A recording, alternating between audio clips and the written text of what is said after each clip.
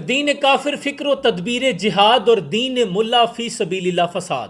الفساد والفساد والفساد۔ آیت اللہ خامنائی کی شہادت کے بعد مجھ سمیت بہت زیادہ سوشل میڈیا انفلوئنسرز نے آیت اللہ خامنائی کو خراج عقیدت پیش کرنے کے لیے، ایران کی جو خود مختاری ہے اس کو خراج عقیدت پیش کرنے کے لیے ویڈیوز پوسٹ کی، تو اس کے بعد سوشل میڈیا پر ایک الگ ہی بحث و تکرار نے جنم لے لیا۔ کچھ لوگ کسی کو مشرک کہتے ہوئے نظر آئے، کچھ کامنٹ سیکشن میں کسی کو ناسبی، کسی کو رافضی ہونے کا فتویٰ بانٹتے نظر آئے، کوئی کسی کو جہنم رسید کر رہا تھا، کوئی کسی کو جنت کے ٹکٹ بانٹ رہا تھا۔ مجھے بھی بہت زیادہ کامنٹس اور میسیجز موصول ہوئے۔ میں ان تمام لوگوں سے چند ایک معصومانہ سوال کرنا چاہتا ہوں۔ اس سے پہلے میں آپ کو تاریخ کا پس منظر یاد کرواتا چلوں۔ تاریخ میں آتا ہے کہ عیسائیوں کے ایک علاقے میں جب حملہ ہوا تو ان کے بڑے پادری اس بات پر بحث و تکرار کرنے میں مصروف عمل تھے کہ کیا سوئی کی نوک پر فرشتہ بیٹھ سکتا ہے یا نہیں، لیکن ان پر جب حملہ ہوا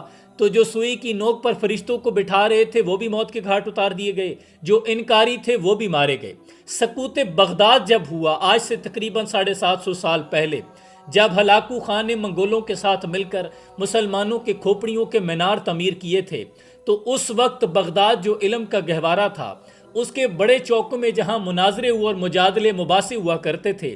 وہاں جو ہمارے بڑے ملا حضرات تھے وہ اس بات پر مناظرے میں مصروف تھے۔ ایک بڑے چوک میں یہ مناظرہ ہو رہا تھا کہ اصحاب کہف کے کتے کا رنگ کیا ہے، دوسرے چوک میں یہ مناظرہ ہو رہا تھا کہ کیا کوا حلال ہے یا حرام، تیسرے چوک میں یہ مناظرہ ہو رہا تھا کہ مسواک کی لمبائی ایک بالش تو ہونی چاہیے یا ایک بالش سے زیادہ۔ لیکن جب منگولوں نے بغداد پر حملہ کیا تو جو اصحاب کہف کے کتے کا رنگ زرد گردانتے تھے وہ بھی موت کے گھاٹ اتار دیے گئے، جو سفید جانتے تھے ان کو بھی موت کے گھاٹ اتار دیا گیا، جو کوے کو حلال کہہ رہے تھے وہ بھی مارے گئے، جو حرام کہہ رہے تھے ان کی گردنیں بھی اڑا دی گئی، جو مسواک کی لمبائی بالشت کہہ رہے تھے وہ بھی موت کے گھاٹ اتار دیے گئے، اور جو کم یا زیادہ گردانتے تھے وہ بھی اپنی جان سے ہاتھ دھو بیٹھے، اور منگولوں نے مسلمانوں کے کھوپڑیوں کے مینار تعمیر کیے۔ آج ایک ایسی سنگین صورتحال میں جہاں فلسطینی معصوم بچوں کو شہید کیا جا چکا ہے، فلسطین بیت المقدس کے تقدس کو پامال کر دیا گیا ہے، بلکہ فلسطین کو